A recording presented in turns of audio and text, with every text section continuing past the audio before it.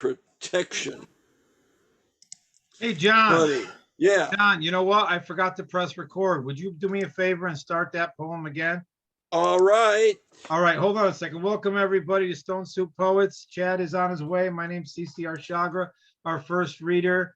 Wednesday, the April 27th, 2022. Our first reader again, Jon Wesick. Take it away, John. Okay, here's a new product from the guys who invented animal crackers called invasive species crackers. After arriving in a freighter's ballast, they crowd ginger snaps and animal crackers off grocery store shelves. Burmese python cookies drop from tree limbs onto elfin bakers and swallow them whole. Killer bees send the cost of honey through the ozone layer. High fructose corn syrup could substitute if kudzu didn't demand protection money because it would be a shame if Iowa caught fire.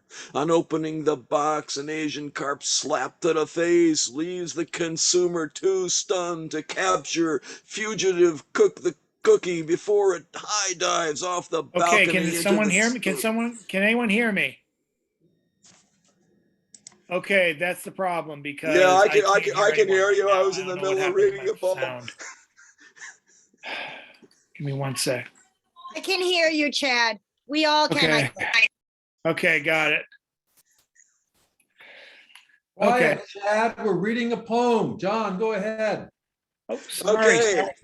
On opening the box, an Asian carp slapped to the face leaves the consumer too stunned to capture the fugitive cookie before it high dives off the balcony into the storm sewer to share its mutant DNA with goldfish crackers and abandoned pet alligators. Zebra mussels clog the water filter. Sea lampreys suck the life out of oranges and kiwis in the fruit bowl. Lionfish prowl the pantry, eating, consuming all-purpose flour, kosher salt, chocolate bars, pasta, baking powder, and anything not protected by steel. Invasive species crackers. Personally, I want to hear that again from the top because you got the step down karma going on. So yeah, let's see. I don't know. I think twice as a charm on that, I think. I don't know if you're willing to do it 3 times. Let's see. Did he drop off? It looks like his signal didn't work. All right. So, all right. If you want to read it again later on, we'll let you back in. So let's see. Next up is going to be Julie Marie in several voices. We may be surprised. Don't be surprised if that happens. No, I'm not going to do my childhood voice. It was too annoying for far too many people. I've not read these out loud, so I'm going to just be brave and do it anyway. So the first one is called Purchase. Invisible currents, tendrils of sparks, extend, invest, purchase. The atmosphere about me, within me, mingles with the breath I bestow. Thank you. And this is called Over. Product simplifies, weaponized packaging, consumer good. Blah. I'm going to begin again. Product simplified, weaponized packaging, consumer goods, overly complicated, sign of the times, sign off my brain. All right. Let's see. I just lost it. Okay. Trying to make this one bigger on my screen. Okay. Reconstruction. And if I turned and walked away, would you come to me? Complete for an embrace. All right, I'm going to begin again and take a breath. Reconstruction. And if I turned and walked away, would you come to me? Compete for an embrace. Ask I employ my brakes. Guide me to erase unquantifiable mistakes. Knowing I was simply yielding me from the threat that I perceive, escaping, tumbling up and into love, afraid of. You've seen me manifest, how much will you attest? when I'm starting to invest, to my vile experience, knowing it has creeped into my deepest hope, fear I'm tethered to its rope. Has it seeped into my faith, heart demanding an escape? My fear is steeped in slime and grime, has weathered subconscious mind. So I turned and you turned, each another way, I into that hollow space where I was once again locked up, still, fall safe. If only I had asked. And I am going to stop reading there because reading is not my forte this evening. I thought you'd be reading more, John, so I was taken back. That's it. I thought we were doing You- rounds. I'm you- not you- sure. You did. We'll come around again, and that was amazing. Oh, And the amazing thing about reading when you're afraid of reading is that you did it. And compared to you wouldn't do it. Oh. So, you know. I all wasn't the more- afraid. I just wasn't prepared. I didn't expect. Okay, So- see, I told you I was be a shitty host. I tried though. But yeah, so I applaud your courage to move forward when you weren't prepared. Cece, Anyway. I think you're going to need to use your radio DJ voice. Then well, next up is going to be Mr. Bill Lewis.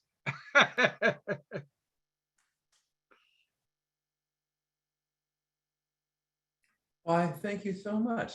It's a great pleasure to be here with all of you, my friends, my peers, people that I have, struggled with sometimes. And well, that is part of life. Today, I want to take you back into history.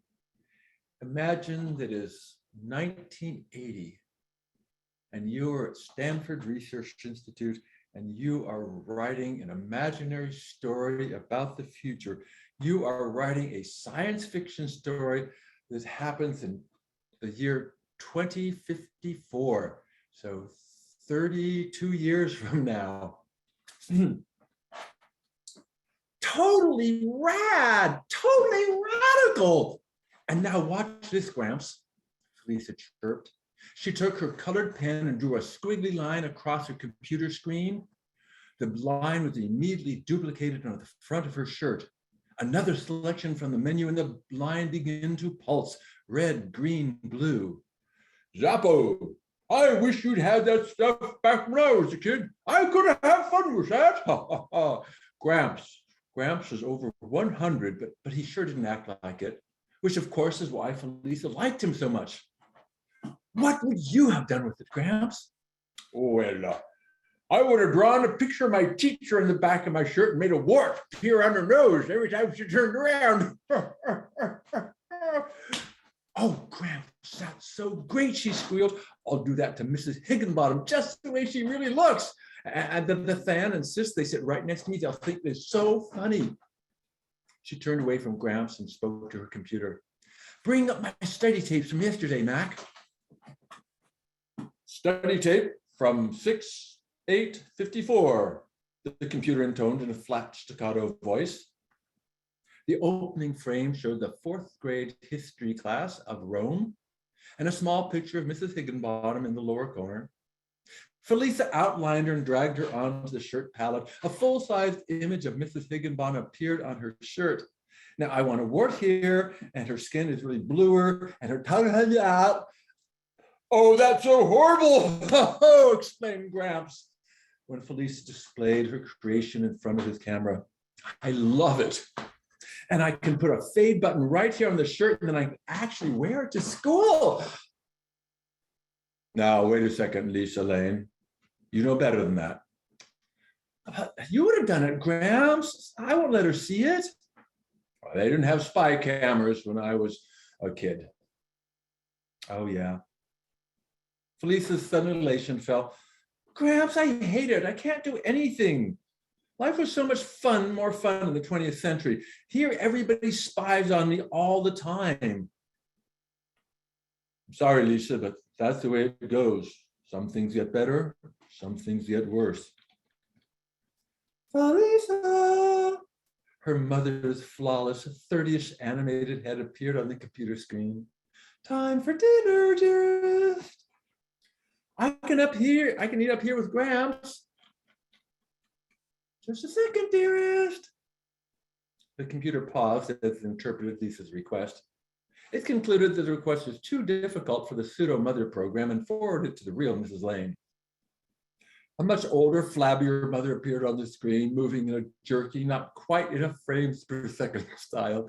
It reminded Felisa of the kind of old films that Gramps sometimes showed her. Now, Felisa, you know that your father wants to spend quality time with us during dinner. He can't do it if we're all on different screens. Now turn off that program and come down. Bye, Gramps. Felisa brushed the screen across the switch. Bye-bye. Gramps quickly moved the conversation into permanent storage and powered down. Gramps was really Felisa's great-grandfather, Bilbo, who had lived in the 20th century. As one of the leading scientists of the era, he had been fundamental in the development of the rather whimsical field known as psychocybernetics. The concept of PC was to do extensive analysis of personality and then map that onto an artificial intelligence program, and then the program would be able to hold a conversation with you as if it were the real person. And from a scientific point of view, it was an amusing parlor game. It wasn't possible to do enough to be actually able to simulate a person, but it was enough to capture the gist. And if a person had a particularly strong and unusual personality, well, so Gramps.exec was created, expanded, studied, and finally relegated to the long list of entertaining but useless programs used to scientists perhaps, but extremely valuable to one little girl. So I think that is enough of that. That was written in 1980 or so, and I will tell you more of it later. Okay, thank you, Bill. All right. Let's see. How about taking a chance and see if we have Chad's eyes and ears in the picture. Hello, Chad. I'm here. Can you hear me? Beautiful. Yes. Okay, wonderful. All right. This Hold one's on. I'm good? gonna make Chad. Hold on. I gotta turn Chad's. Chad is now taking over as the host. I'm gonna make you the co-host in case you drop off, because then I need you to turn it back on. Remember? Right. Right. So let me know if you got the pop-up. I did get the pop-up. Okay, and if you want to just to let you know, it's John, Julie, Bill. Just Oh, I see everyone. No, but next is Chris, Julianne, and then the phone number, who I don't know who it is. That's Nancy Dodson. I just changed it for her. Oh, good. And then I'll be after Nancy. And then you. Okay. All right. Well, excellent. You want me to type that in, or you got it? Nope. Chris, John, and no, I mean Chris, Julian, and Nancy. That's pretty simple. Yeah, and then me, and then back to John, who got stepped on only 3 times. Sorry, John. No. It's all good. I think he's good. No worries, Judd. Well, we have, all right, I might as well do one poem. And since I've kind of interjected anyway, let me, There you go. Next up, Chad Parento. at any rate, here we are. This poem was just published this week. It's on Oddball Magazine. It's a collaboration I did at the bequest of Bonnie Matthews Brock, who's a regular contributor on Oddball Magazine in terms of her photography.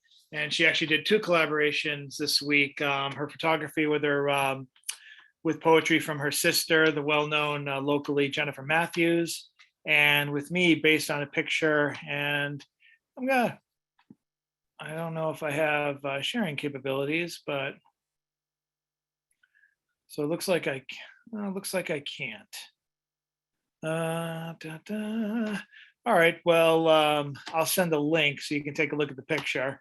It is actually quite a gorgeous picture. And I'm taking a second to click onto it. There we go.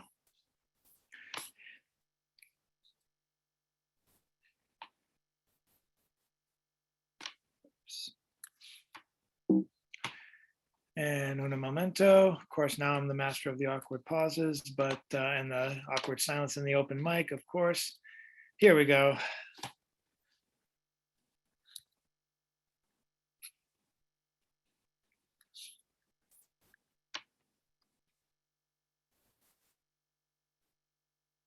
Thank you. Here we go. So you can take a look at the photo, which is actually a 1/5 exposure of a parkour athlete, Riley the Eagle Jaspers at Kylie Gardens in downtown Tampa. And if you want to take a second and click it, you can take a look at it. But basically, it was a fascinating photo, and in her words, one of her best. And I tend to agree after I've sat with this for a very long time. So this is the poem I ended up writing.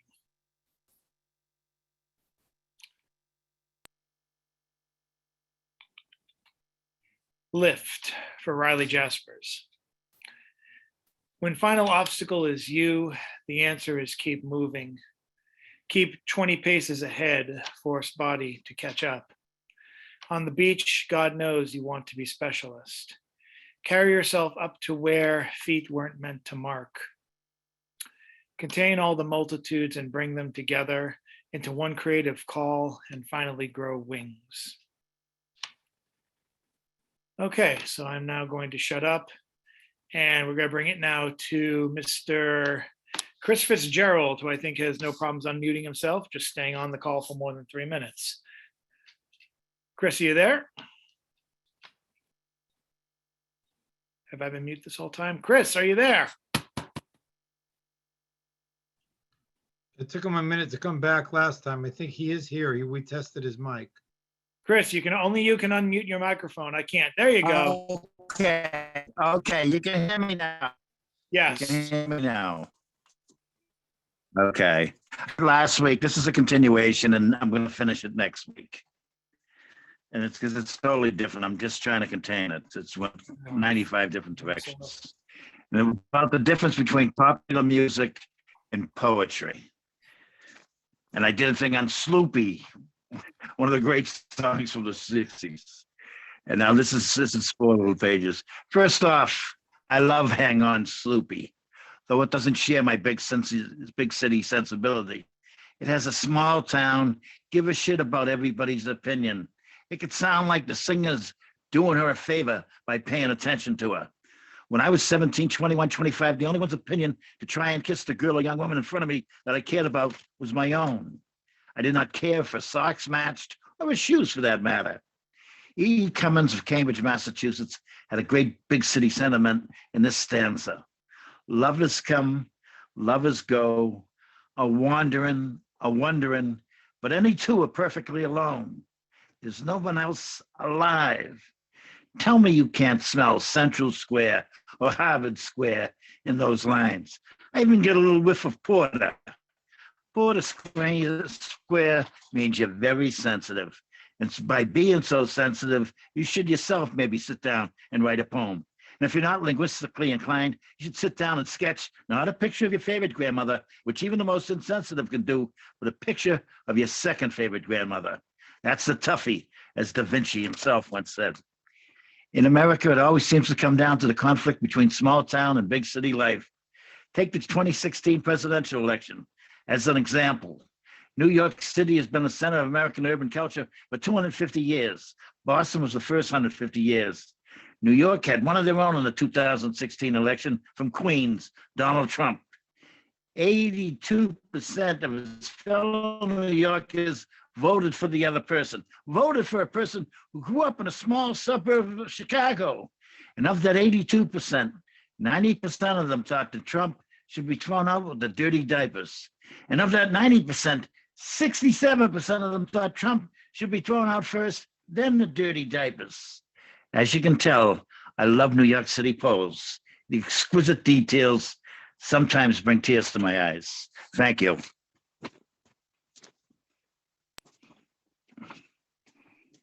Thank you. And I know that's a little difficult. no worries. You're good.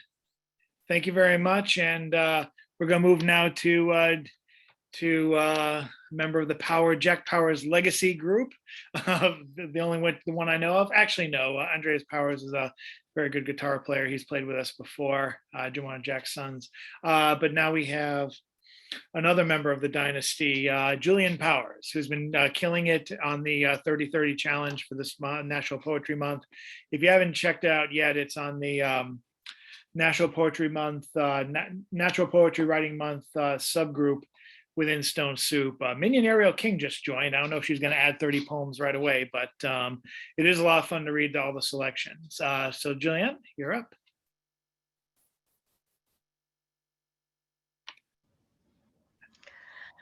Thank you so much, Ed, for your compliments. Right now, I'm going to read a poem of Jack's that I found on your blog spot, and it didn't have a title, but I feel like he might have titled it Struggle. So here it is. There's no gentle way to struggle. The first brief skirmishes leave one soiled. Words used as weapons, as violent daggers, cutting, forcing points, and concessions, humiliations, victories. Struggle is not heroic, but ugly, and always necessary. Thank you.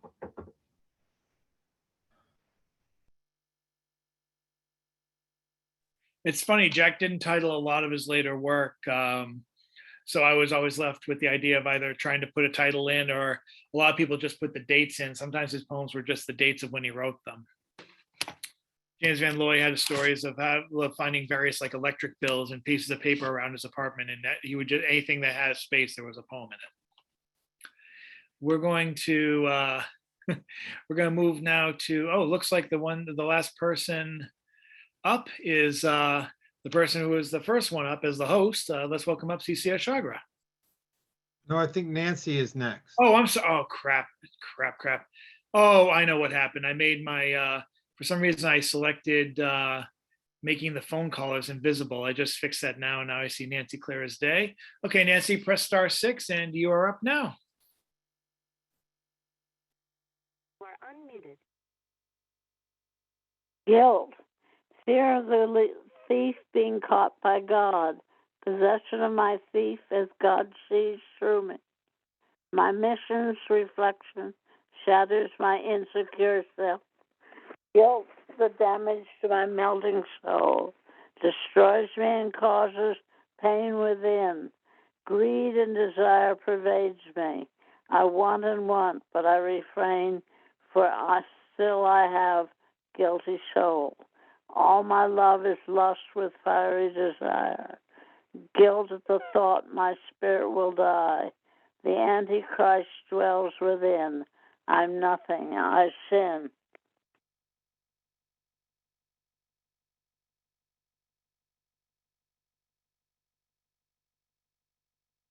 Thank you, Nancy. And I think by process of elimination, we are at you now, Mr. CC. Okay, I'm gonna try and share my screen, and let's see if it's here.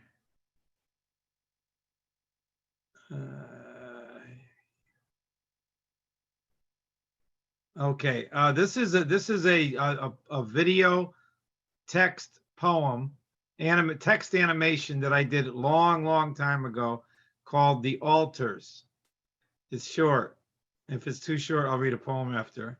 I'm going to try to turn this on. Let me share sound, optimize clip for video, press share, and then start the video. If you see a messy desktop, that's just what happened. Yep, there's the messy desktop. Okay. Theaters. To be the stage. A place for poetry to conceive you. To be the ears, a stage of sound. To be the eyes, a place where knowing dies, wonder laughs and cries. To be the voice, tool, weapon. band, an instrument of you, vestige, to be all of your mind's humility, the footlights of imagination. Who? Theaters. Why? Theaters. Why they? Why and who? They eat. Will food itself ever be enough to feed them?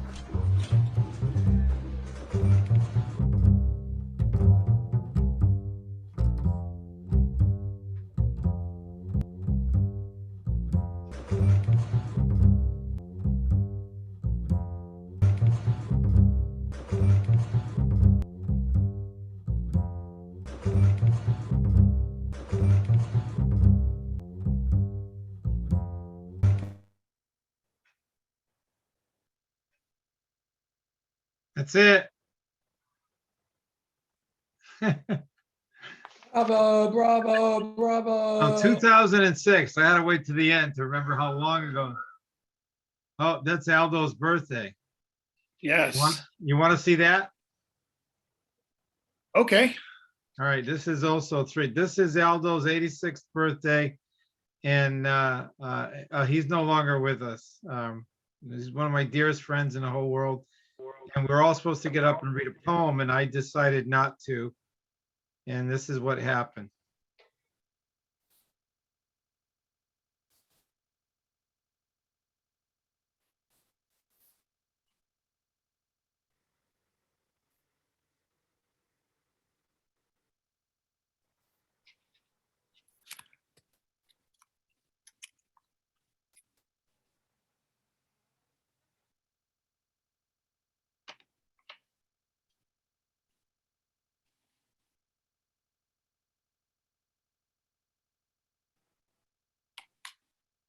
I hear nothing. Does anyone hear anything? I was about the same thing. I say the same thing. I can't hear anything. Okay, I just heard that. You guys cannot hear this? No. No. All right, then it's because I stopped it and restarted it and didn't share sound. Could you see it? No. Oh, Nope. do you want to see it We'd like to. Okay, let's do it again then. This time I'll do it. Oh, I stopped it and restarted it. So you were just looking at me the whole time. Pretty much. Sorry There we about go. that. There you go. There we go. All right. Okay, good. There it goes. Happy birthday to you. Happy birthday, dear Aldo. Happy birthday to you.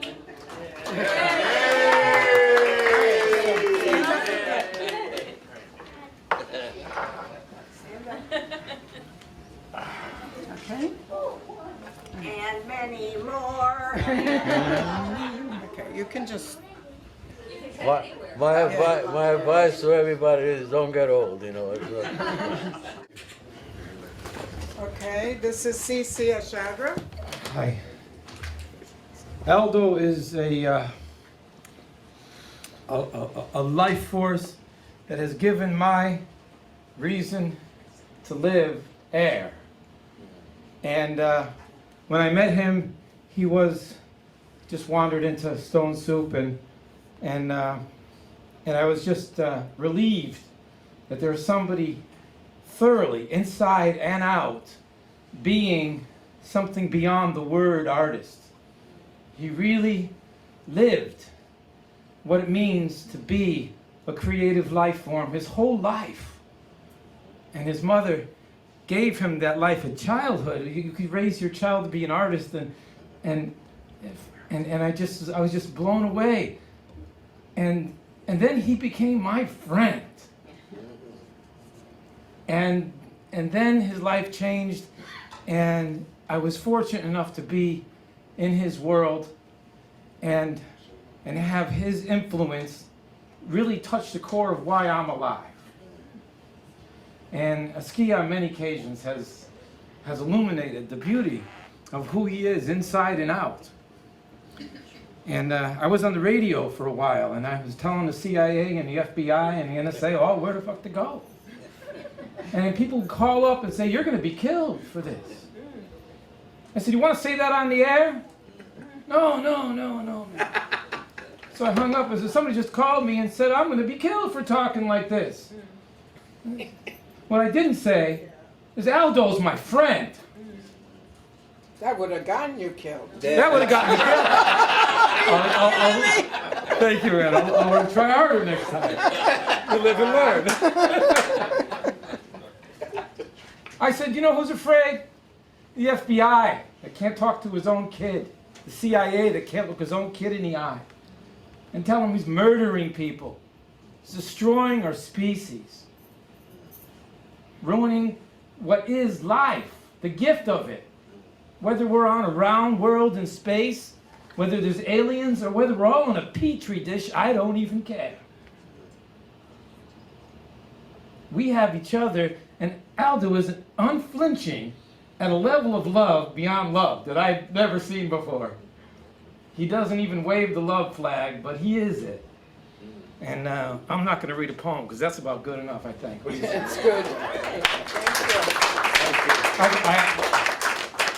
I am going to come at the end of the month of May for Stone Soup with a new project for Funk Physics, and I really hope you can make that down the street. It's a new thing I'm doing with jazz artists, but I just had to do that. I don't know. Okay, thank you.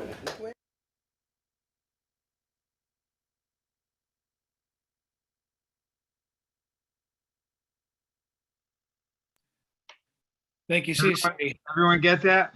Oh, we got that. Okay, that's one sacred friend, I'll tell you. Thanks for the memories, CC. Yeah, and I just remembered that I mentioned that Stone Soup is where I met Aldo. He walked in one day. And he was in my life every day for a long time after that. So hold on a second. Okay, that's it. That's my little turn. Hey, Jason, welcome aboard. I'm going to mute myself now. So Jason's next, I guess. Yeah, Jason and then Minion, both of them came on while you were during the first video. So we're going to start with, so in order of appearance, or new appearances, we're going to go with Mr. Jason Wright of Oddball Magazine and the Oddball Foundation. Take it away, sir. Thank you so much. I just wanted to come in and say hello and see how everyone is doing. I don't really have a poem to read. I'd like to actually, I'd like to read something I wrote on the Mighty. There you go. So here we go.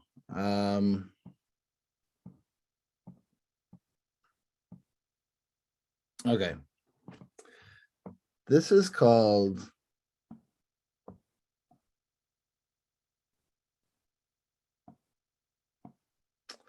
hold on.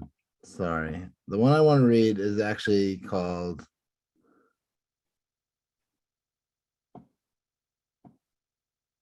Me Making Sense of What Happened. Okay. The mind is a really simple vessel. Cells fire and synapses connect and bloods flow. Limbs move, eyes blink, you think. Your squirrel brain is the amygdala and the cause of primitive anxiety, fear. We all feel it once in a while, like the feeling of not being alone in your own room. Like someone is watching the brain overactive and exhausted, sees things, fights invisible ghosts. My last episode, I tried to end World War III. How did I do? An exhausting brain and an overworked mind can lapse from real world and dip into fantasy. That's what my brain did. I didn't believe people could die. I didn't want to ever again. I was on my front lawn next to a suicide awareness sign screaming and things became blurry. The police came, the ambulance came. I hugged a police officer. Screamed peace and love could end war. I could have been shot. He let me hug him. I stepped into an ambulance. I was restrained. My, oh my, the squirrel brain can do some crazy things when your mind is overdone and wired for sound. The ambulance screamed with me trying to understand world peace, with me in the stretcher trying to understand world peace. I spent much of the time in restraints trying to understand world peace. The world is a zip code of chaos. Wherever you go, war and takeout differ. Where I am, the takeout is pretty bland and war is 6,000 miles away. But in Ukraine or Nigeria or Iraq or Egypt or Iran, takeout exists and everyone must eat. And here I am waving flags of peace. I have been lucky to never see war. I'm not weak for wishing for peace. I'm not weak for never seeing war. I'm lucky. I'm grateful. I'm grateful that my squirrel brain didn't get me shot. And I don't see war-torn streets. I wave flags of peace, but I've never seen war in these streets. I'm not even a peace seeker. I've always kept peace. Even in my chaos, my grass is green and the kids play in their yards. I am lucky and grateful. War is a daydream, and war is sleeping where I live. And the police officer I hugged on my front yard who put handcuffs on my back could have been so much worse.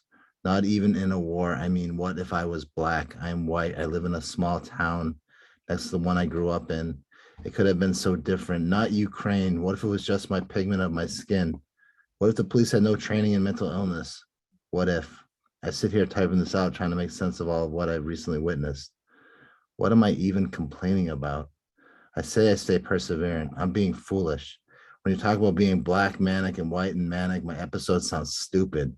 And also generalizing black and white without adding socioeconomic status and all that. It's too deep an issue to grasp or for me to truly say I understand. I'm just looking back at what happened and I'm still embarrassed. Sorry I made this political and racial. I just meant to stay lucid. There's nothing I can say about this. Our heartbeats all beat the same. Our brains all fire different. Our pigment and zip code really make one person free and the other a statistic. I just wanted to end the war, an impossibility. Maybe I just wanted to end the war in my head. Thanks for letting me share. Thanks for remembering you had a poem. That was great. Thank you so much, Jason. And up next is a poet, author, memoirist, and author. Actually, is she even here anymore? Minion, are you there? Yes, I'm here. But just Oh, okay. Oh, okay. I just, believe it or not, I couldn't see your name for some reason, and all I saw was a black square. But okay, you're just being a black square. You know what I mean. But okay, we don't want two white people in a row getting racial for no reason. Anyway, no, I'm kidding, Jason. Let's. Way to be tactful, Chad. Absolutely, very tactful. That's me. I win. Smooth. I win the tact award. I win the tact award. Anyway. Count down from 3.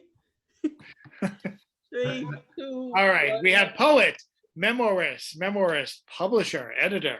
Telltale Inklings will be coming out. That is a journal with autobiographical slanted works.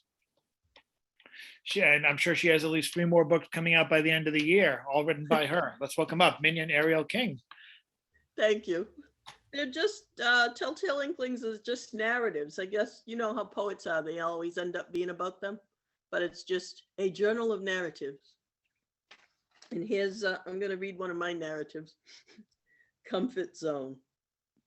Used to be showing up to lie low as a member of the audience made us locals part of the show.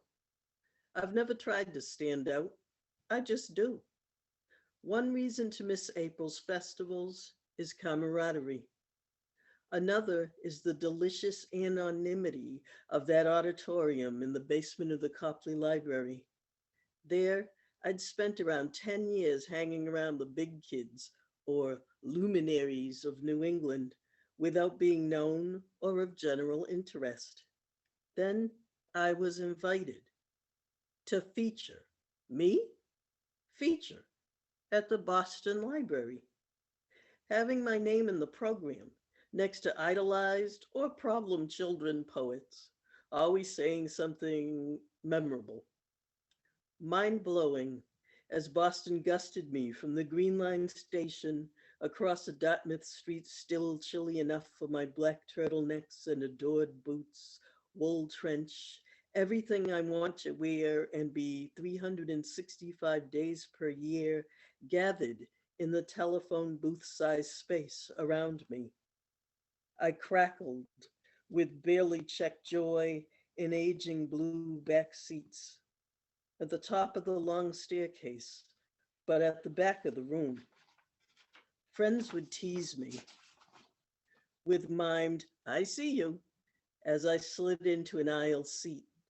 Words would snuggle in my lap. Occasionally, a poetry fan would double take as I sat down.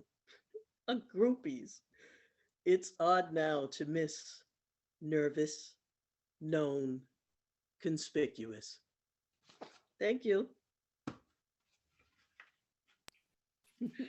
Thank you. And I think we just got joined by Kathleen Hulser.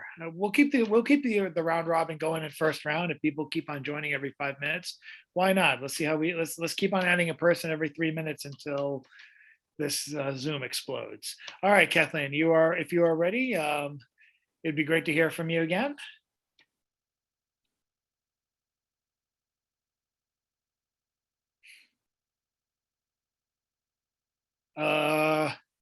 Can't hear you. Can you hear us?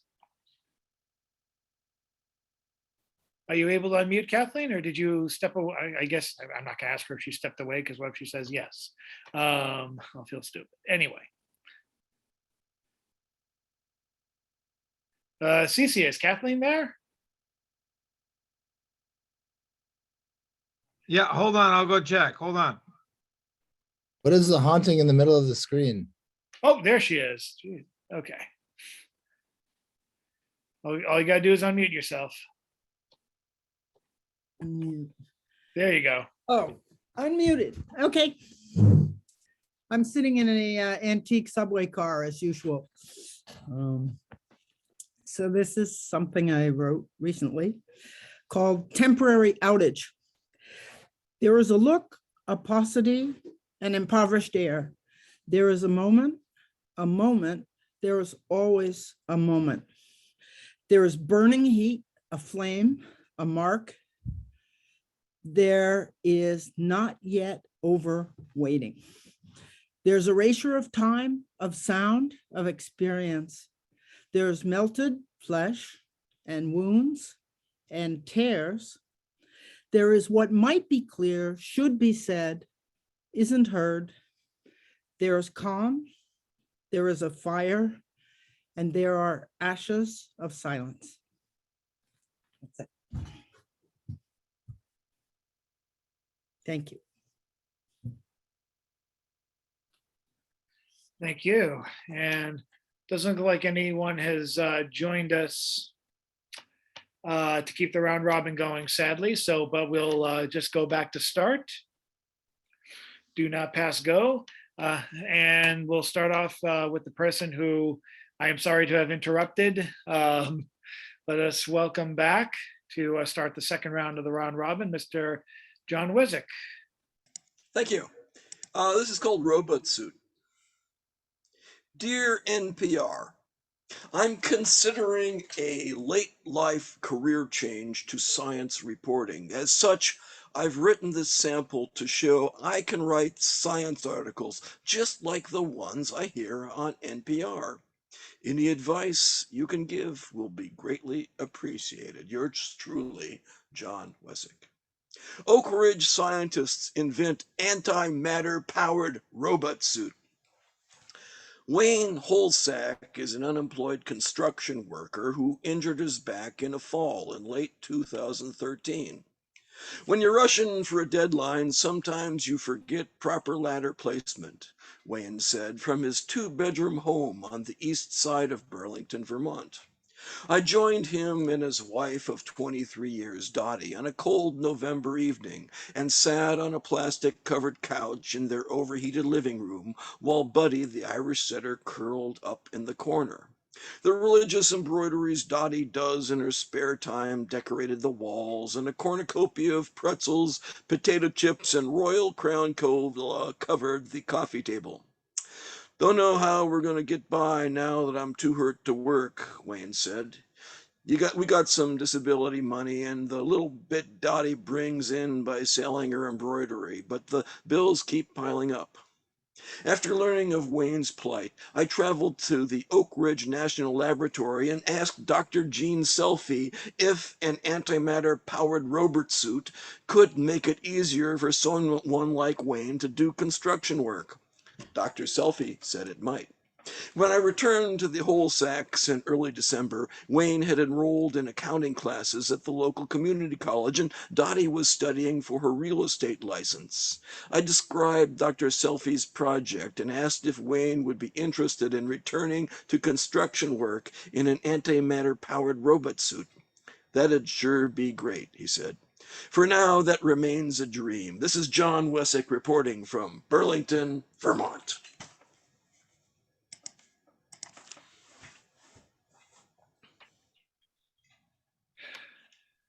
Hope you get the job, sir. Hope you get the job. And who do we have next? I believe Julie will follow it after John if I wasn't completely uncouth and inattentive when I first joined the call. So Julie, it's your turn.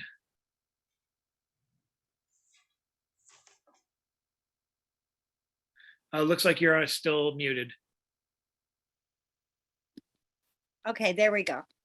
You got it correct as far as I recall, so you were attentive. This poem is called Cleanse.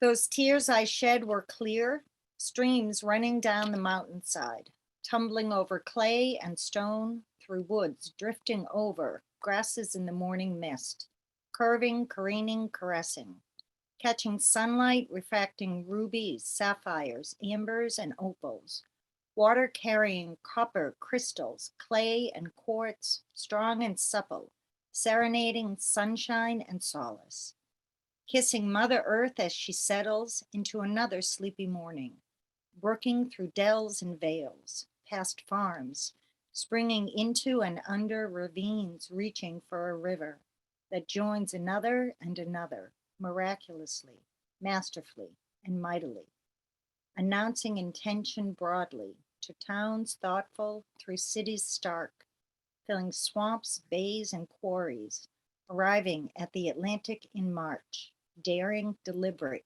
and deep, mingling with the Pacific in August, inviting all to swim her waters, float buoyantly in the salt, to wade through worries, whisper, wonder, and worship. At the ocean, any of the seven seas, toes bury themselves in silt and guide children building castles in the sand, and past the crashing waves, surfers ride her undulations, family and friends foster, ferment, forget, forgive, via shoreline walks and winks, sunbathing, precocious poses, and frisbee tosses, knowing glances and conversations through sunglasses, building relationships that reverberate, reveal, and rejuvenate, in waters that cleanse the soul, in waters that mend all that's hurting, holding each other and heralding each other, healing each other. I wrote that in honor of my grandmother, in a sense. She used to ask the question, what does the ocean heal? And the answer was everything. And I always loved that. So thank you.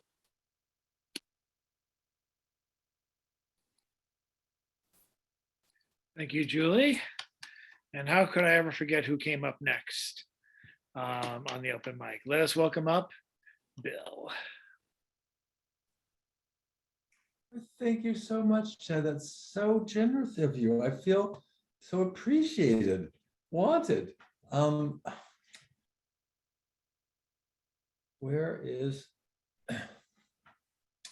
as we last left our heroine, she was clearly a young lady who was likely to get in trouble. There is some character development and some friends come in, but there isn't time for all of that. So we're just going to skip over all of that part and just go right to the end because it's more fun that way. So But what about your Gramps, said Janine. He is a computer. I could ask him, but he's not really allowed to do anything. Felisa thought for a bit. It'd be fun anyway. We could see if he had any ideas. Oh, well, you can see, I can't go to your house. Your dad would kill me if he saw my ident, Janie protested. If he saw your ident, not if he saw Maura's. You mean switch bracelets? Maura instinctively grabbed at hers. I could get into real trouble. Nothing will happen, said Felisa, reassured her. You can stay in our communal hall. Father can't monitor you there. I promise you won't be gone for more than a half hour, an hour. You can come up later and visit Gramps yourself. You'll like him. He's really neat. Maura was nervous, but she wanted to please the older girls, and so she let herself be talked into it. She was also secretly excited by the thought of getting away with such a misdeed, doing something wrong and getting away with it.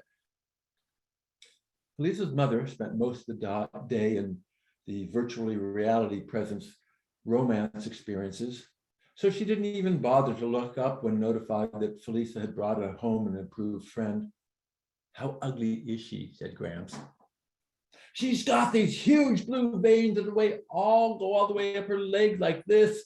Felisa drew some blue veins on the image of Mrs. Higginbottom. And they go down her legs too, said Janie. Lifts up her skirt more. Mrs. Higginbottom was soon clad in the shortest of mini skirts, possessing monstrous varicose veins that ran up her massive sides. Her face was pocked with gruesome brown moles that wart the size of her nose. The fat from her cheeks hung down so low that it rested on her shoulders. The image was terrifyingly ugly. Probably an accurate rendition of Mrs. Higginbottom without makeup and plastic surgery. Now watch this. We can map this entire image onto a study lesson. Jamie made the appropriate selections, and then boom, the computer was making extrapolations onto a 3D model of Mrs. Higginbottom, the horrible teaching class. The girls howled. You've got to do the changes gradually or it won't work, Gramps instructed them. Huh? What do you mean? Start off with the normal Mrs. Higginbottom, add the changes slowly. You don't want all the kids to laugh too soon or else she'll figure it out. Show it in class? Well, Father would kill me if he found out, if anyone found out. Remember how you told me that Jim, the school computer operator, really hates her too? Halfway through sixth period the following day, Mrs. Higginbottom finished her lecture and, as usual, said, now we will watch the most excellent video I recorded on Robert Frost in 1998. Pay attention, there will be a quiz right afterwards. She tapped the computer. The lights dimmed, the opening of Higginbottom on Frost appeared on the main screen of the front room. A slim and flawlessly featured Mrs. Higginbottom sat at her desk. Only a few subtle details gave away the fact that even this young Mrs. Higginbottom was radically retouched. Her voice had not been altered, however, and the young Mrs. Higginbottom began to draw early American poetry. The older Mrs. Higginbottom nodded. After about 5 minutes, Sandy nudged the boy next to her and said, look, they missed a wart there. He giggled quietly. The wart grew, and so did the giggles. Then came the veins and the nose. The skirts grew shorter, the jowls longer. The 39-year-old giggles hysterically, trying to, the 39-year-olds giggled hysterically, trying not to wake their teacher. She awoke. What's going on? You're supposed to be quiet and paying attention. Silence! The class quieted down for a moment. Then Mrs. Higginbottom on the screen bent over and exposed a pair of red Mickey Mouse underwear. The class roared, some of them pointing to the screen. Mrs. Higginbottom turned and saw the screen and exploded. What in the hell? She pounded on the computer and the image died. James Victor, get in here right now, she screamed. The class rose in terror. James came running in. What is this? What's wrong? What is wrong? Her face screwed up in a terrible rage. What is wrong? She hit the computer screen and the screen lit up. A slim, attractive 25-year-old Mrs. Higginbottom stood slightly bent over her desk. Knee was just showing the edge of a skirt.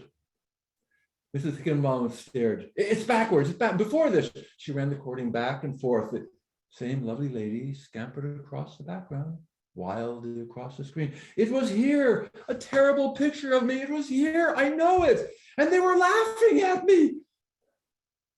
Yes, ma'am, I'm sure you're correct. Jim scanned the video, checked the computer. There's nothing here. Mrs. Higginbotham froze. I have to go home. I'm not feeling well. She staggered weakly out of the class, forgetting her notes, her bags, everything. I'll take care of everything, ma'am, Jim called after her. He turned to the class. I want everyone to forget about today. It did not happen. Sometimes older people have dreams. That's all it was, just a bad dream. Felisa walked next to Janie to the compound port. They stopped, looked around for their classmates. They clapped a high five like Gramps had shown them. Rad, totally rad.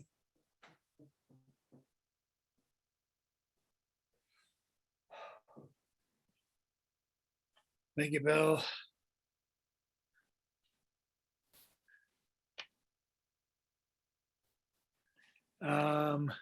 Just got a question from Julie. Is the link for Stone Soup always the same? No, it does change. It does change frequently. I just saw that question. Where are we now? We just did Bill. I'm gonna skip myself because we got plenty of other people. And we're gonna go to Mr. Chris Fitzgerald. If he's able to unmute himself. There we go. All right, this poem's exactly 6 months old. It's called Thanks for the Pants, Thanks for Halloween. Halloween, a Celtic celebration of life and death. This piece is in love and memory of the Celts. Before the Gregorian calendar that we use now was the Julian calendar, established in 44 BC. Julius Caesar's astrologist and mathematician told Caesar, this is how we keep track of time. For 1500 years, that was how the Western world kept track of time. Then Pope Gregory's astrologist and mathematician told the Pope they are 11 minutes off. Still today, we use the Gregorian calendar. There were 4 or 5 other calendars before the Gregorian calendar. I'm not going to mention them. The Celts' last day of the year was October 31st, All Hallows Eve. The Celts were totally dependent on the natural world.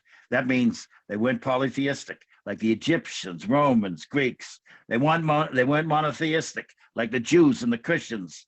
But none of those groups had a finer appreciation of the sun, moon, mountains, rivers, crops, animals than the Celts. But without an afterlife, you were so dependent on the future. That's why the Druids, Celtic priests, bards, Celtic poets had such influence. They were the ones who saw the future. October 31st was the last day of summer. November 1st, first day of winter. That's how it was. The Celts didn't write anything down. That's why they don't get the respect from history book writers and readers, oral tradition. They were just as smart and talented as anybody. They ended up being defined by their enemies, who wrote. Not honestly, but wrote. I'm talking Julius Caesar. He whipped their ass more than a few times. What seemed to piss off Caesar about the Celts, they went to battle half the time with no clothes on.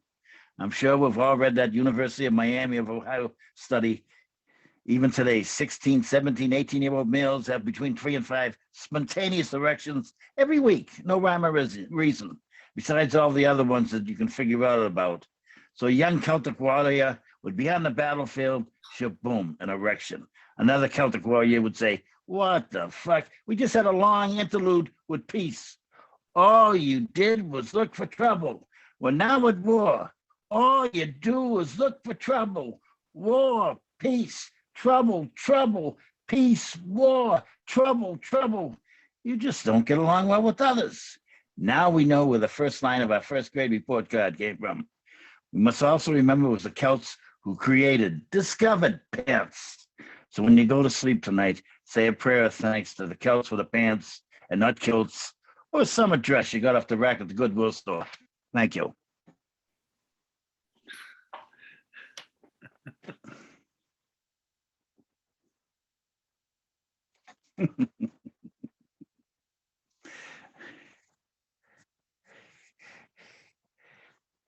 Thank you, Chris. Where do we go from there? I guess we can only press on. We have, I think, oh yes, we have Nancy Dodson, who can unmute herself right now, just as Chris hopefully, yep, Chris is muted. Juliana might be next. Oh crap, this is what happens when, see, this is what happens when I don't have time to write a list. That's okay, I got it for you. Let's go back to Julian Powers. Thank you. I'm gonna read a poem that I wrote this week for the National Poetry Month. It's titled "The Golden Hour." During the golden hour, the trench wall looks like a mountain with its black hole bending towards the light, momentarily welcoming. Thank you. That's it. Leave them wanting more. Leave them wanting more. Let's, what do we got? And now, sorry to make you have to unmute again, Nancy, but if you press *6, now now it's officially your turn. My bad. You are unmuted. Joy. Joy means love. Riverbeds overflow with water. The sun sparkles with no melancholy. Pleasure stimulates joy. Joy is the buoyancy of life. My spirit has joy, and its currents abide within. Communicate life. Respond to love. Unconquerable gladness dwells within you. Joy.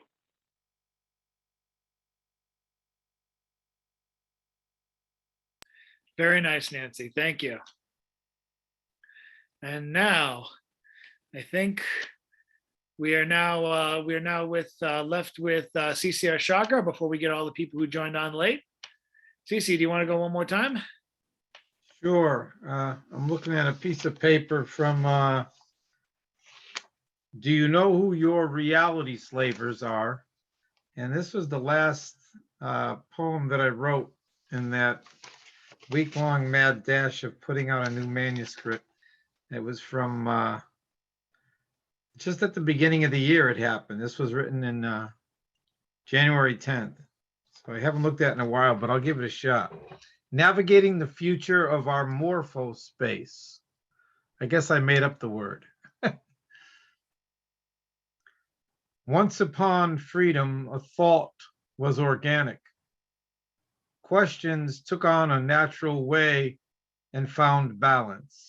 To love the unpredictable natures that birth choice. Then age grew an ego, and smart divorced the heart, and brains became the cannibalizing of forethought. Then human, quote unquote, the word became handy to deny eating others, so to make it just sport. After all, when you call yourself human, well, it simplifies the justice of feeding on others, for denial is now the new order, and the new world has always been waiting for survival of fear is a choice that arrives when denial cares not for the weakness of love.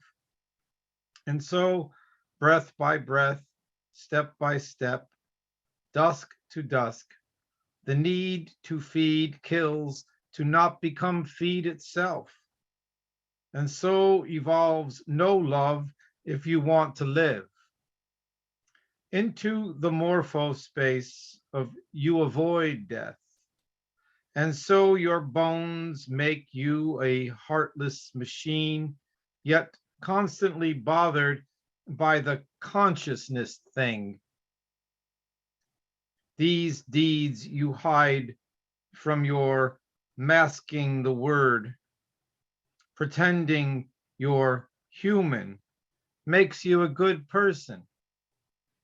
This conflict of thoughts going forward to eat is a past that digests you are eating yourself, your fellow being human as you, your fellow human beings as you. But being a human is not you at all. Your was, is, and will be is still in denial. The hunger is coming, the death right behind her. And nature has sent you a bill for your order. Or do you double down endlessly till you swallow the whole earth? Would you like another happy poem? It's not a very happy poem, is it? So, yeah. Do you know who your reality slavers are? I would like to read another one, may I? Imagine surviving imagination. I think I read this here before. Imagine surviving hatred and survival itself. Imagine surviving fear and fear itself. Imagine surviving no love is and end up being love cannot die. We do. Imagine surviving the manufacturers of stress and pain ads. Imagine surviving pretending to care as you grew only more fangs and claws. Imagine surviving all safe fears belong to your mortal illusions end. Imagine surviving all words weaponized. Imagine surviving reality constructs. Imagine surviving poverty as you would rather not understand painting. Should all your beliefs end free of themselves? Imagine not imagining. Imagine not imagining you could dream what real is. Imagine surviving the end. You at the end of any of your beliefs in reality, and every creation and destruction of your truths, as if in the end they were all only honestly one you. Imagine you are one and nothing, and no thing can harm you, for you harm no one. Imagine surviving imagination. That's also from Do You Know Who Your Reality Slavers Are?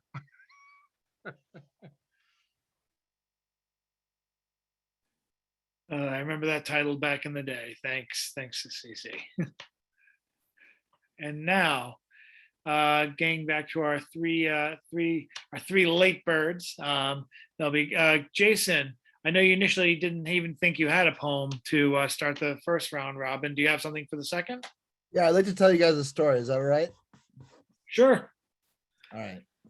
So when I was a kid, when I was 16 years old, I broke my arm snowboarding. And let me paint the picture for you. It was Mount Sunapee. I had never taken a lesson before. I was brand new to the slopes. Everything was new to me. I was in love. I had a girlfriend for the first time who really liked me, and I was with her family, and I broke my arm. And the next day I got it fixed. I drove home. My family drove me home. I don't know how I got home, but the next day I actually got it operated on. 37, I broke my brain. I was at, I had just gotten back from New York, and I was on this new medication called Vraylar. I was singing to the rooftops. It was called Vraylar, and it cognitively broke my brain. It broke my brain to the fact that I was thinking and talking like a toddler, and thinking, and in the emergency room, when I couldn't advocate for myself, so I was put in to an emergency room where 2 days later I tried to hurt myself in the psych ward. So when I broke my arm, I had a lot of time to think, And when I thought, when I had that broken arm, you know what I thought of? You guessed it. I thought of Oddball magazine. I thought of Oddball magazine that year I broke my arm. I had a dream about this 3-ball, and I was trying to think of a literary magazine at the time, a zine to be different with my friends, and hence I woke up the next day and I talked to my friends about it, and an Oddball magazine was born. And 37, after I broke my brain, a year later I came up with Oddball Foundation, which is a 501c3 for mental health advocacy. Now, I want to tell you, with a broken brain and a broken arm, I've written thousands of poems, so many poems that I didn't even want to share one with you guys. I write so many poems that I don't care anymore about sharing poems. I think that they're all good when I write them and shitty after I read them. I swear to God, that's how I feel about them. But I never lost sight of who I was because I held on to Oddball, right? So Oddball Foundation is anchored in this power of advocating through mental health advocacy. And we care about mental health awareness, but we also care about the stigma stomping, the social justice, and the environmental action that all comes with being part of a nonprofit. And all through the power of community and collaboration and awareness, we have built something that's unlike anything you have ever, really anything like any nonprofit that's out there right now. And from that broken arm that healed, I wrote 3 books. I wrote Train of Thought. I wrote Train of Thought 2. And with Mignon Ariel King's help, I wrote Letter to the World. Thank you, Mignon. She actually took a chance on me and published my first book. So I'm just saying that that whether you break your arm, you break your brain, you can heal, right? And the cerebellum is incredibly resilient. And with education and awareness, boom, that's mental health diagnoses don't have to be death sentences. And that's what Oddball Foundation advocates, right? So the point is that a broken bone hurts more than anything that I've ever experienced. It feels like kind of like a Charlie horse. I don't know really how to explain, like a dead feeling in your arm. And if you've ever broken your arm, you might agree with me. You know what I'm talking about. But a broken brain is, when I broke my arm, I had a cast. It was visible, and you could you could write on it, and you saw that I was, if I had help, you could carry my books for me. But this time when I broke my brain at 37, no one carried my books for me.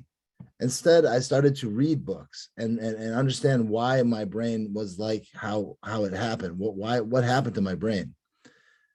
And I read about 35 books, and one of them brought me to learn how to public speak. And so I'm trying to do this right now. Instead of reading a poem to you, I'm really trying to tell you a story.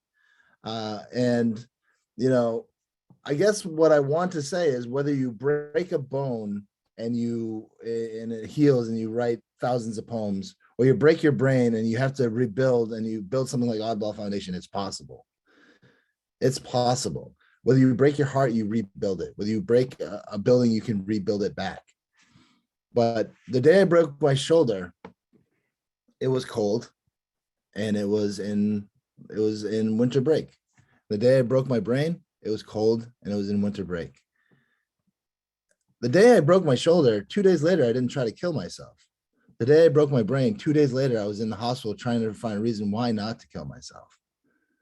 And what I'm saying is, we get through things that we go through. It makes us stronger as people, right?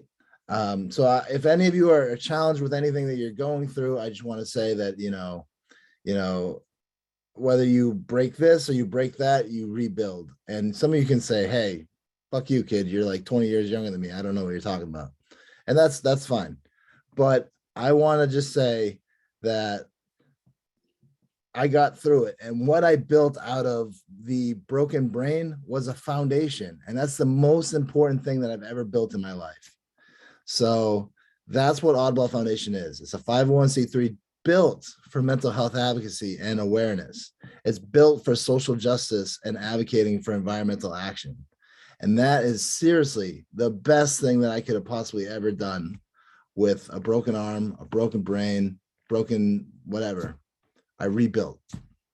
And that's what Oddball Foundation is to me. So that's a little bit about my foundation. Chad's the associate of Oddball Magazine. He's also a board member of the Oddball Foundation. If you have any questions about it, you want to talk about it, reach out to me. We're always looking for volunteers and interns. But the important thing is, you know, I didn't let anything ever compromise who I am. And I still never will let it compromise who I am. So I'm really proud of what I built. And I'm really proud of Oddball Magazine and what Chad continues to build. And it's been an amazing journey. So that's why I wanted to just tell you that story. So thanks. You can have the floor back. Thank you, Chad. That was don't give up. You know, I mean, everybody's going all apocalyptic. We got to joke around the house, you know, house every morning. How long does it take before somebody says something apocalyptic? So yeah, but it's a dark time. I mean, even the poetry readings I'm going to, people are all like, don't give up. Just don't give up, no matter what. Life does not end here. You know, people talk about life, and people talk about death, and people talk about suicide, and people talk about broken brains and broken hearts. You know, I mean, surviving a broken heart, that's my version of that story, is not yours, but I didn't know what pain was until the first time my heart broke. It's like, oh, you take my bones and my body, but break the heart. I still can't explain like a broken bone, though. I still don't know how to explain it to people. It's a very weird feeling. Don't be afraid of dying. It's a broken bone. People with when I was anyway, this is not the right forum, but thank you. You're still here. We love you, and keep up the good work. And I think it's a good thing that you don't care anybody's reading, writing, right. I think you're going through another thing right now. When I hear you say that, like, I don't care if anybody hears read my poetry anymore. I think you need to get away from the identity of I write poetry before you can see why you're doing this thing called writing and poetry. You got muted, but I understood. I think it's a good shed. It's a good shed that you're going through. My internet connection. Yeah, I think it's a good thing. And thank you, Chad. CC, were you dropping words of wisdom and my internet connection broke out? Oh, what did I say? Somebody repeat me. I forget what I said. Julianne, what did I say? You can download it in the chat at the end. Yeah. I want to add to that. I know this is out of turn, but thank you so much for your courage, Jason. And because of that, I am going to let you know that I have actually put myself in the hospital 10 times. Oh, wow. And I wasn't diagnosed properly till I was 44. So I give myself a lot of courage for not going in the hospital before then. And it took a long time to realize. It took me a lot of courage to walk through those doors each and every time. I could give anyone else kudos for it, but it took me a long time. And I'm older than you, so there's more stigma. Yeah. Well, you know, if you've been in those hospital wards, you know what it's like more than anyone else here. You know, it's really a whole different animal when you step in there, and your rights are kind of taken away. And fortunately, mine were mostly excellent experiences. Not all, but most of mine were. But I thank you so much for your courage and for giving me the courage right now. Well, no, that's what it's about. So I appreciate that. And yeah, I just wanted to try and say something different than a poem. So you know, appreciate you for listening. And Minion's still on the call, because I want to really, did she leave? I think she's still here. Minion, thank you for publishing me for the first time ever and believing in me. Really appreciate it. You're very welcome. And my trust in you, your ability to come through was rewarded. So you're very welcome. You're the best. I thank you for doing that too, Minion. Thank you for believing in someone. That always means something when you believe in someone. There's someone here I believe in. There's many people here I believe in. Believe in you, CC. You're the best. And if you haven't heard CC's podcast on the Oddball Show, it is a dynamite. It is a dynamite podcast. That was a lot of fun. Both of them. I've been twice. And the first time I swore like a bastard. And that was a lot of fun too. The last one was awesome. And then he asked for me to do something with the book when it comes out and the human room thing. So I love you, my friend. You're the best.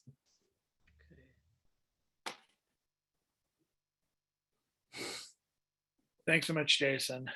Thanks, Chad. And speaking of Minion, I think it's her turn to read if she's not invisible. There she is. There you I'm go. invisible, but I'm, what's the word? Audible.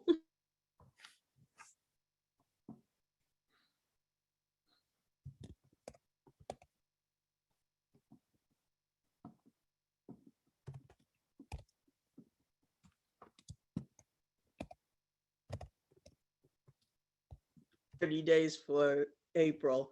And April 23rd just happens to be Shakespeare's birthday. So every year I write a sonnet for Shakespeare's birthday. And this year I did an Earth Day Shakespearean sonnet. So here you go. A word from us animals. Look now as the earth resettles itself for night. Doves hand the late watch off to hooting owls. Bats, snakes, and possums rejoice, devoid of fright, while far away, up high, wolves raise a howl. And who are humans anyway? Such beasts that slam and clang and pound away the sun, train tracks, tarred roofs, parks full of filthy feasts, and then they moan, a dead tree's tumbled down. Our pals, the rodents, chomp through garbage bins of people who weren't taught to clean their plates. Those bins of plastic, please compost, my friends. With us, no crumb nor bone has gone to waste. And though we applaud your efforts, let's be clear. Please think about our earth throughout the year. Thank you. Thank you, Minion. And I think, looks like we're closing off with Kathleen. If you have another poem for us, Kathleen. Okay. On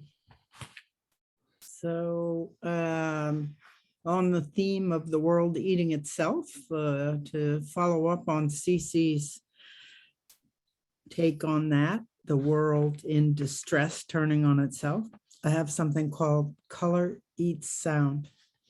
Her gaze deep as the bark furrows on maple launched to a scowling horizon. Light exhales vermilion, dust hovers laced with turquoise. Color eats sound that only cat's ears perceive. Too little, too much, and not enough. Thank you.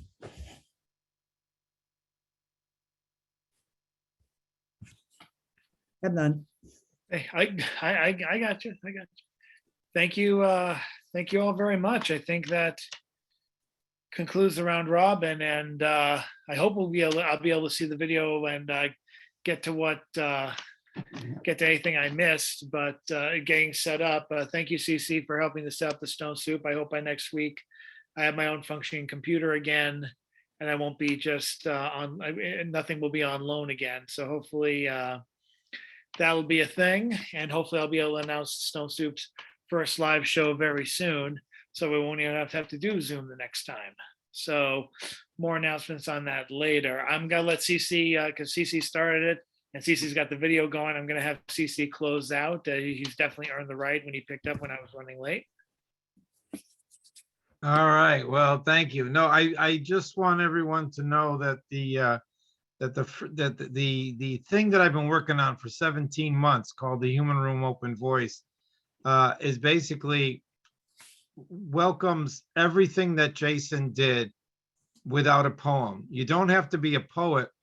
It's an open microphone hybrid system, but it is based on benevolence. So it's not another open mic. And I really give a lot of credit to Jack and Stone Soup for playing such a huge role in my life, for believing that giving someone a voice and giving a voice to the voiceless and not being competition based or just there was no he was as inclusive as you could imagine, as inclusive as this open mic has been. where people get to get up and just speak. And so I just put a little link to the newest video. There's a YouTube version, but it's not public yet. So I put this one up on Vimeo. So it's just one channel with one video in it. And if you want to copy that link and watch it after, and then let me know what you think. It's a test. And I've asked actually some people here to actually check it out. And so one of the things you could do is show up at this open mic and simply be a free speech individual. You could simply, you could be a poet, you could be a musician, you could be a storyteller, you could be a nonprofit, you could be a community group. But of all those things, you have to sort of say, oh, I do this and I do that. But there's a lot of people say, well, I don't have a talent. Well, yeah, you got a voice and everyone has something to say. So you could be a free speech individual. But the crux is that this system has a threshold of benevolence. In other words, whatever it is that you do, whether it's a poem, a song, your nonprofit, your community group, which Stone Soup is both a nonprofit and a community group. So Chad, I want you to make a video saying, hi, my name's Chad, and we have this group called Stone Soup, who you are, and you could do that. That becomes part of this open mic, and I'm about to release the first few examples of what that's like. Kathleen just did one for a nonprofit that she'd been with for years called the Incorrigibles, which is an amazing project about how you used to lock up women for being women and girls for being girls and teens for being teens. It's an incredible story. And so that video is going to be put up probably tomorrow. And then other people that you know from Boston, Cambridge, and around the world, the nonprofit from Bangladesh is going to be on there. Julianne's going to sing a song or play her guitar, and she's going to be on there. And you could be a free speech individual. So watch that thing. Let me know what you think. And I think it's going to take me 3 years to build this. But Jason, your story is our story, is Julie Marie's story. You got her. It doesn't end. When you give your pain into your power, into your self, into your love, you inspire others to do the same. And like the word karate, people think it's violence, but when you're a triple black belt, the only thing left to do in karate, someone once told me, is to turn around and teach. Because karate simply means the hand, I heard. So that's just one example. But there are many, and we all have to face our own demons, and Jack Powers gave that to a lot of people. Maybe more so than he gave it to himself. That's one of the heartbreakers of knowing Jack for all these years, is what he did for others. He could have done the same for himself, but he did more for others, I think, than he did for himself, believe it or not. And he wasn't handed the easiest card in the world either. So that's it. Thank you, Bill. Thank you, Chad. Thank you, John. Thank you, Nancy. Thank you, Kathleen. Thank you, Mary, and thank you, Marie. And anyone else who was here that left, Julianne, and that's it. Chad, I'll be happy to do this for you. All I really did is set up the Zoom meeting and get it going. And I'll do that if your computer's still dead. That's not a problem. That's it. Love you all. Love each other. See you guys. Take care. Take care. Dad Let me know what you think of that the video thing. That was awesome. Thanks so much, everyone. I really felt comfortable to share with you guys. Oh, good. Thank you. Thank you all. You could save the chat before you go, and it'll be there for you. Okay. Peace, my friends. Good night. Thank you, everyone. Bye, Julian. Thank you. Good night. Good night. Bye, Cece. Bye, Julie Okay. Marie. Night, everyone. Bye, Cece. Good night, Minion. Thank you. Bye. Thank you, brave people. Right, I'm leaving. Bye, everyone. I'll go last because I got the little button here. Minion, you got another poem? You're still here. You're hanging in there. I got a feeling you got a poem still. You want to read a poem to two people? No, I just have terrible tech skills. I couldn't figure out how to get out. Well, I really love your post-it. It's beautiful. Thank you. This is my selfie. I know, it's really nice. I like the colors, the contrast, the juxtaposition. You know, it's always go to the art opening. Everybody uses the word juxtaposition once at least. All right, good night and thanks. Good night.